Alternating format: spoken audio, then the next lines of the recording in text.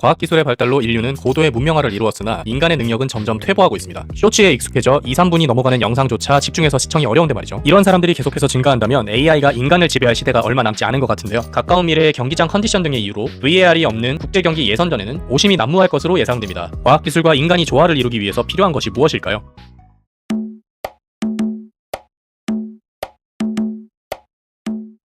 반갑습니다. 무지입니다.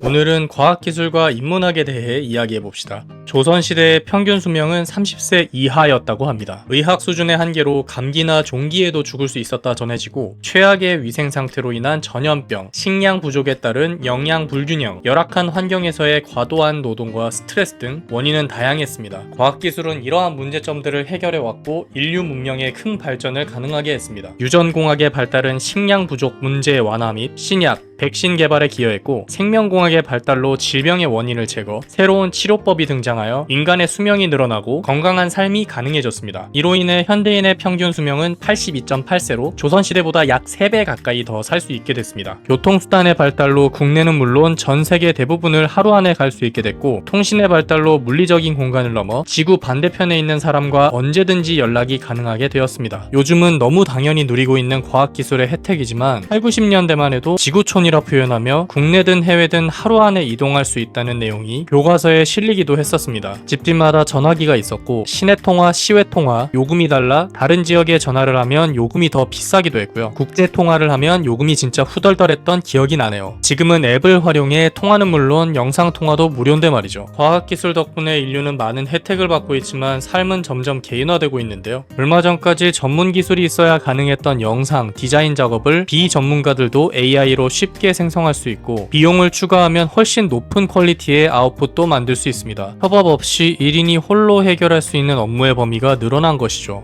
케빈 베이컨의 6단계 법칙은 인간관계는 6단계만 거치면 지구상 대부분의 사람과 연결될 수 있다는 사회 이론입니다. SNS가 있기에 가능성을 높일 수 있죠. 전 세계 사람들을 쉽게 연결해주는 것과는 반대로 SNS를 통해 남과 나의 삶을 비교하며 개인의 행복 지수는 점점 낮아지고 마치 행복 배틀을 하듯 나는 이렇게나 잘 살고 있어를 뽐내는 공간으로 SNS가 활용되고 있습니다. 실생활은 그렇지 않은데 말이죠. 사람과 사람과의 관계가 점점 줄어들고 그 과정에서 인간소외, 각종 정신질환, 우울증, 번아웃 증후군 등이 늘어나고 있습니다. F 성향이 강한 사람들이 계속 공감을 중시하는 것을 T 성향이 강한 사람들은 이해할 수가 없죠. 어떻게 보면 감수성이 예민한 F들이 기술의 발전에 따른 개인화, 인간소외, 공허감을 해소하고자 하는 외침처럼 느껴지기도 합니다.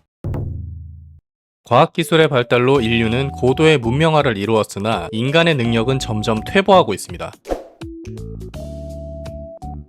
부모님 세대 논문 관련 커뮤니티 글입니다. 인터넷이 없으니 책을 통해 정보를 얻어야 했고 필요한 책이 있으면 도서관에서 직접 찾아야 했습니다. 그러나 찾던 책이 없으면 따로 학술문헌 공유 신청 후 3개월을 기다려야 했다고 하네요. 외국어 원문인 경우 사전을 하나하나 찾아가며 직접 번역했고 수백 편의 책을 읽어가며 논문을 완성했다는데 요즘 세대는 필요한 정보 검색은 스마트폰으로 딸깍, 번역 및 내용 정리도 AI로 딸깍, 책을 찾는 사람이 얼마나 될까요?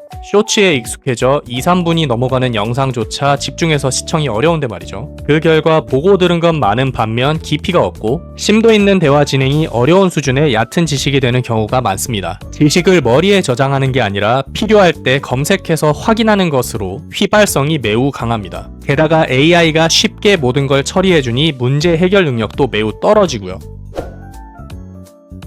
AI는 검색, 디자인, 영상 제작 등 다양한 분야에서 아웃풋의 퀄리티를 대폭 향상시켰습니다. AI 활용도가 높아질수록 편하고 쉽고 빠르게 아웃풋이 나오기 때문에 개인의 영감이나 섬세한 수작업, 창의성 등의 반영은 점점 줄어들 확률이 높죠. 디자인, 영상 등의 분야는 상업적인 니즈에 맞춰야지 영감, 섬세한 수작업 등 자아 성찰을 하려거든 예술 분야로 전업하라는 업계의 이야기가 떠오르네요. 불과 20년 전만 해도 장거리의 경우 지도와 표지판을 보면서 운전했습니다. 내비게이션 없이 장거리 운전, 요즘 세대분들은 매우 어려울 거예요. 특히 길치면 운전대 잡는 순간 불안감이 엄습하겠죠?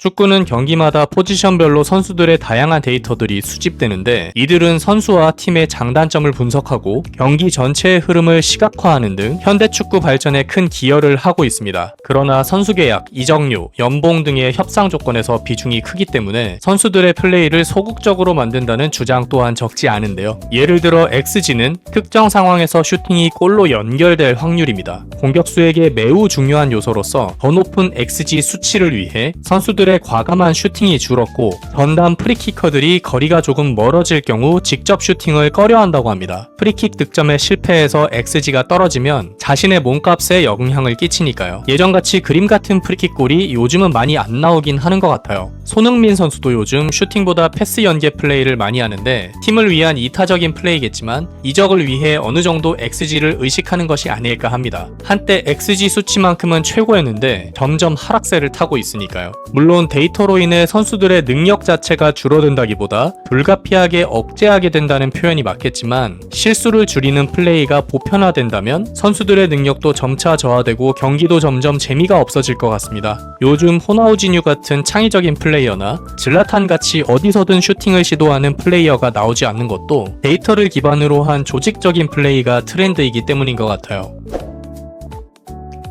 요즘 심판들은 옵사이드, 페널티킥 등을 결정하기 애매한 상황일 때 인플레이를 시키는 경우가 많습니다. 종국엔 VAR로 재확인을 하면 되기 때문에 중간에 경기의 흐름을 굳이 끊을 필요가 없기 때문이죠. VAR 확인 후 오심을 번복하거나 주심, 부심 모두 놓친 중요한 파울을 잡아내는 경우가 꽤 많죠. 순기능이긴 하나 VAR에 대한 의존도가 갈수록 높아지는 만큼 과거보다 신중하게 경기를 지켜보지 않을 가능성이 있죠. 이러한 심판들의 기조가 보편화된다면 가까운 미래의 경기장 컨디션 등의 이유로 VAR이 없는 국제경기 예선전에는 오심이 난무할 것으로 예상됩니다.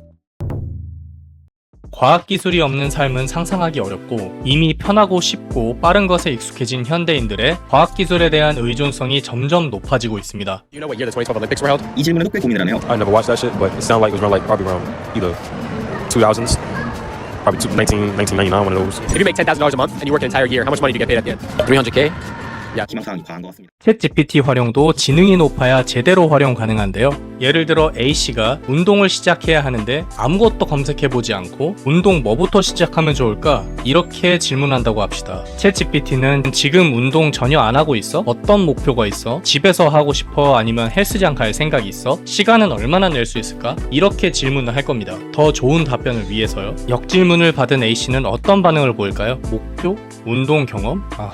이러다 질문을 그만둘 가능성이 높습니다. 생각하기 귀찮으니까요. 질문을 하고 싶지만 본인이 무엇을 궁금해하는지 먼저 파악할 생각도 없고 더 나은 답변을 위한 질문을 받아도 생각하기 귀찮아서 대화를 중단하는 게 요즘 세대의 현실입니다. 이런 사람들이 계속해서 증가한다면 AI가 인간을 지배할 시대가 얼마 남지 않은 것 같은데요. 과학기술과 인간이 조화를 이루기 위해서 필요한 것이 무엇일까요? 인문학이라 생각합니다. 인문학은 인간이 무엇인지, 어떻게 생각하고 살아왔는지, 어떤 문화를 만들어 왔는지 등을 탐구하여 인간의 존재론적 의미와 가치를 고찰하고 그 정체성을 탐구하는 학문입니다. 과학기술이 인간의 삶의 질을 더욱 향상시키고 편리하게 만드는데 중요한 역할을 하더라도 그 기술이 제대로 사용되고 인간의 가치를 존중하는 방향으로 발전할 수 있도록 돕는 것은 인문학의 몫이라 생각해요. 최근에 과학을 더 심도 있게 이해하기 위해 인문학적 접근을 결합한 과학 철학이 각광받는 이유도 이 때문이 아닐까 합니다. 인문학은 인간, 사회, 문화, 역사 등을 깊이 탐구하는 학문이기 때문에 다양한 분야에서의 폭넓은 지식과 사고 능력이 필요합니다. 하나의 주제를 봤을 때 그 이면에 숨겨진 의미를 파악하고 그 주장이 타당한지 아닌지를 따져보는 비판적 사고와 언어 능력, 인간의 존재와 가치를 탐구하기 위한 윤리적 사고, 서양 철학, 동양 철학의 다양한 문화와 관점, 사상을 이해하기 위한 개방성, 명확하고 논리적으로 생각을 전달할 수 있는 글쓰기 능력과 표현 능력, 하나의 주제에 대해 여러 가지 질문을 던지고 깊이 파고들며 새로운 관점에서 바라보려는 호기심과 탐구 정신 등이 필요하죠. 모두가 과학기술로 퇴보 중인 인간의 능력인데요. 인문학이 퇴보 중인 이들을 회복 및 발달시킬 수 있고 과학기술과 상호 보완적인 관계로 함께 발전하며 우리가 직면한 새로운 문제들을 해결해 나가는데 중요한 역할을 할 것으로 기대됩니다. 기원전 6500년, 지금으로부터 약 8500년 전 수메르 지역에서 최초의 농업과 함께 정착 생활이 시작됐습니다. 기원전 4000년 도시국가 형성 및 기록 체계와 법률 등이 발전하며 수메르에서 본격적인 문명이 시작됐습니다. 기원전 500년 그리스 철학과 민주주의가 시작되었고 14세기부터 17세기까지 르네상스 시대에는 이탈리아를 중심으로 예술과 과학이 혁신적으로 발전했으며 18세기 영국을 중심으로 산업혁명이 일어나며 기계화, 대규모 생산, 도시화가 시작되어 자본주의 경제와 근대산업 사회가 탄생했습니다. 이때 과학기술의 발전이 일상생활과 산업에 큰 변화를 가져왔습니다. 그리고 지금 21세기 인터넷과 디지털 기술, AI, 바이오 등 과학기술은 눈부신 성장을 이룩했습니다. 일반적으로 한 세대를 약 30년으로 간주합니다. 21세기가 시작된 지 아직 30년도 되지 않은 시점에 세상은 너무나 급변했고 이 와중에 세대 갈등,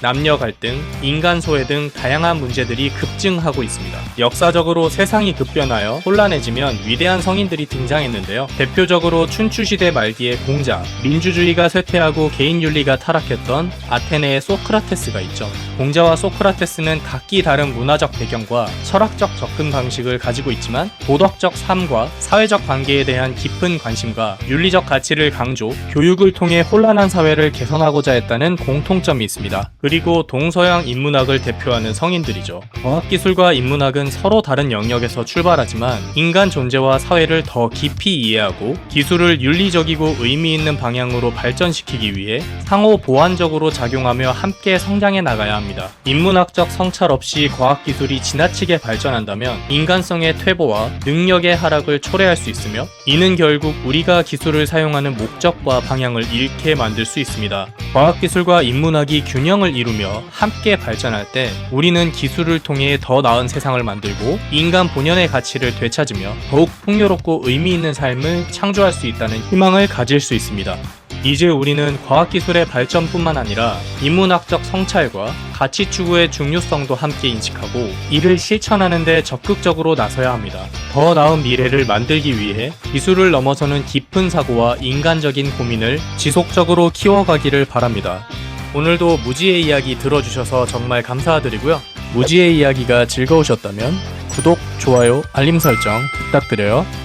여러분 오늘도 무지해봐요.